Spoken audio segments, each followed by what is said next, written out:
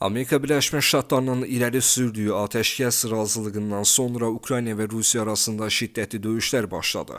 Rəsmi Kiyevin 30 günlük atəşkəsə razı olduğuna dair yayılan xəbərlər fonunda Ukrayna PUAları martın 12-sində Moskvaya hücum etdi. Ölənlər, yaralananlar var.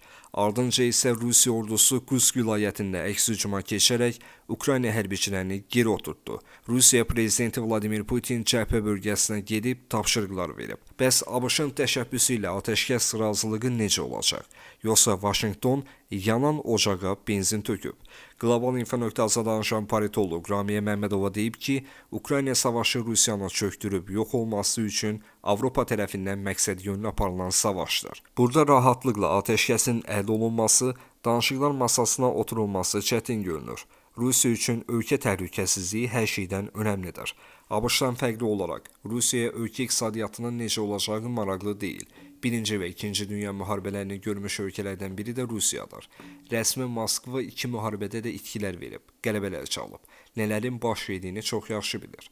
Ona görə də təhlükəsizlik məsələsini prioritet tutur. Rusiya-Ukrayna müharibəsinin sakitləşməsi zaman tələb edir. Ukraynanın arxasında duran qüvvələrin verdiyi məsləhətlərlə savaş idarə edilir. Həmin ölkələrdən biri olan İngiltərənin də əsas məqsədi Rusiyanın Avropada gücünün azaldılması, dövlətin bölünməsidir.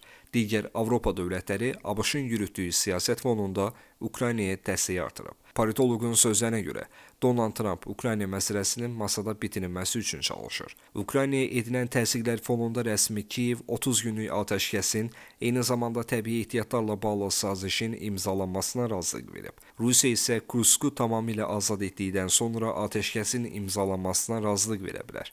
Ukraynanın öz hissəyi ilə həmin ərazilərdən çıxması istisna edilmir. Rusiya isə ələ keçirdiyi əraziləri Ukraynaya geri qaytarmayacaq.